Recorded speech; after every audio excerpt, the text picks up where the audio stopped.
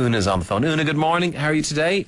Hi, good morning, Tom. Good, thanks. A football widow, I believe. Yeah, that's what they're saying anyway. Oh, my condolences. When did he depart this world? He departed this morning. I drove him into town to get a lift up to the airport.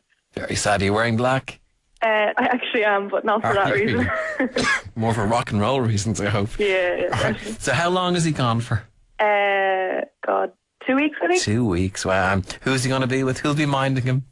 His older brother's gone with him, and some of his soccer team have headed off. It sounds like a recipe for disaster, Una. Yeah, it does as well. And where are they staying?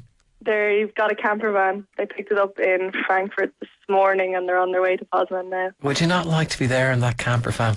Oh God, no! Not with smell of smelly men together. Definitely not. Probably personal hygiene might go out the window after a day or two. Oh Jesus, yeah, it'd be awful. Some people would love it. The lads will love it. They will too. We don't notice. We don't notice our own smells. So what will you do for the 2 weeks? I'd say I'll have a ball and I'll be watching the matches in the pub, and I won't be uncomfortable, and I'll be happy as Larry. Nice. Okay, sounds like win-win. And just obviously you wouldn't admit this to your partner heading away, but did you try and exact a deal from him? I did actually. He promised me, we've been going out about 4 years, and he promised me this summer we'd go away. Thought you were going to say something else there for a minute. We'd go away on holidays, and he only gets a certain amount of holidays off work, so he'd use them to go to Poland. And he broke it to me, and I said, well, you're going to have to arrange something. So for my birthday, he sent me off with two of my friends on holidays. He sent you off? Yeah, so it was pretty nice of him. So That's he was forgiven. Incredible. That really is incredible. He's not paying for your friends as well, is he? No, just me. But they were heading off, and he sent you with them? Yeah. That man is a hero. Yeah, so he was in the good books then. I'm very impressed by him. Very impressed. And his brother's looking after him, so he will be safe. He will, hopefully.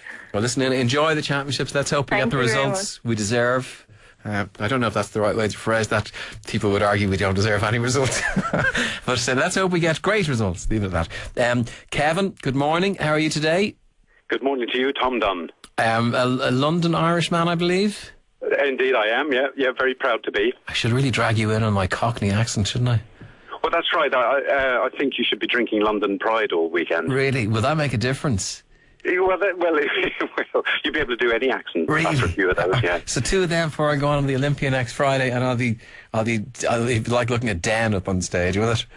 Well, that's right, yeah. Well, you'll have a skinful of London Pride, and then you'll be able to practice your accent in the privacy of the toilet. Great. And drop my H's till the cows come home. So you'll be dropping a lot more than that. So not a football fan, really, Kevin?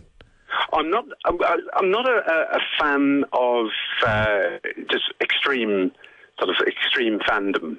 I love the game of football. I remember playing it. It was I was all right as a player when I was young, and I remember what it feels like to score a goal, and I remember what it feels like to sort of run the length of the pitch with the ball, and sort of a bit of excitement and the heaving lungs afterwards. I remember all that.